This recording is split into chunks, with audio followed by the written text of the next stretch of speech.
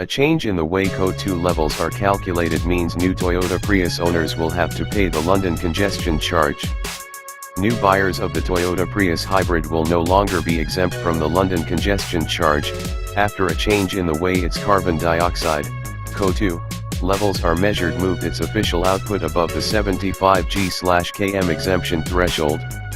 While current Prius owners won't be affected by the change, anyone who purchased a new Prius from February 1, 2018 will find their car judged against updated criteria, meaning they will have having to pay the capital's £11.50 congestion charge.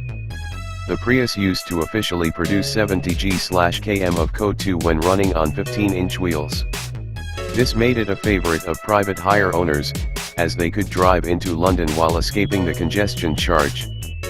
But that figure has now increased to 78 g/km, while CO2 levels for a Prius running on 17-inch alloys have increased from 76 to 82 g/km. The rise has come because Toyota is switching the measure it uses to gauge the Prius CO2 levels from NEDC to NEDC equivalent. The latter test was designed to precede the switch from NEDC to new WLTP testing criteria in 2019, and is considered a halfway house between the two measures.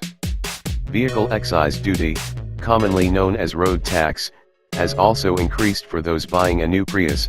The first-year fee for models with 15-inch alloy wheels has increased from £15 to £90.